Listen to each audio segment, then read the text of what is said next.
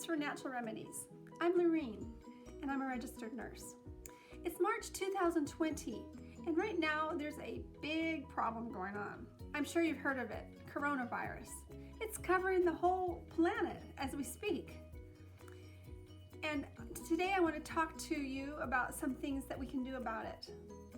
You know, as a registered nurse, I've worked in many hospitals, major medical centers, mostly in neonatal intensive care units, taking care of tiny little premature babies. And I loved the babies. I loved my work. But you know, there's more to health than hospitals. And we need to learn how to take care of our own health. There's things that we can do.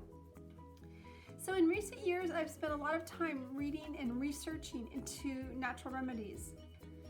And I want to tell you one thing that I want to make a caution. I don't believe that everything that people say are natural remedies are necessarily good for us.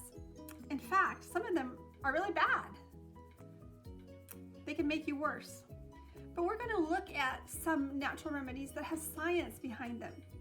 They are science-based, and see what we can do, what you can do, what I can do to protect our families from coronavirus and actually from all viruses. We want to learn how to live as healthfully as we can. So today, let's start out with some of the basics. Of course, everybody's talking about it in the news, the hand washing. That's huge. It's a huge, important thing to know, to do. Wash your hands carefully. They say for 20 seconds, maybe sing happy birthday twice. And that'll take care of a lot of the germs that you've come in contact with throughout the day. Be careful not to touch your face and your nose while you're in town or out before you have a chance to wash your hands. So those are real basic. But there's another one I want to talk to you about, and it is gargling with salt water.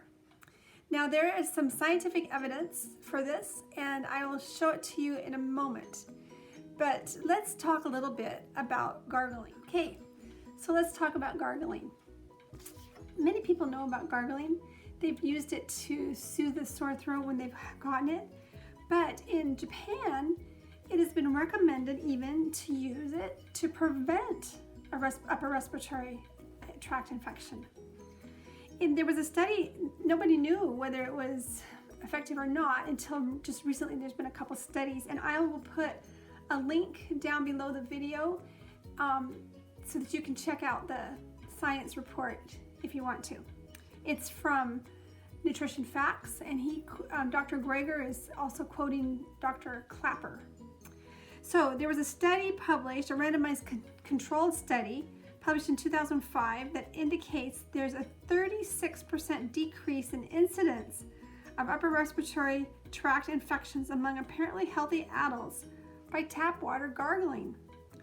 So it's cost-free. It won't hurt you. It's worth trying. Another study they did on children, they found, I think they did it on 20,000 children, and they found that it lowered the odds of illness in the children by about 1/3. Dr. Greger also says you can gargle with green tea, and that is also can be very effective. So, how do you gargle? Do you know how to gargle? So, I am going to not gargle in front of you, but I'm going to describe it. Go to the sink, take a glass of warm water, and the directions in the video say to add a pinch of salt. I usually use more like half a teaspoon. Okay, get the salt dissolved, and then you open your mouth and take a deep breath. Tilt your head back and slide a generous mouthful of salt water to the back of your throat. With your mouth still open, gently breathe out through the water. Continue until the end of the breath. Then you spit the salt water out into the sink. Repeat until the full glass of water is used. I just made one up, and I'm going to go do it, but I'm not going to do it on the camera. So you go try it yourself. Okay, I'm back. I gargled, did you? Okay, so thank you for joining me today. And please join me again for the next one that we're going to be talking about some more natural remedies that are science-based so that you can protect yourself from coronavirus and other viruses. Thank you. Bye-bye.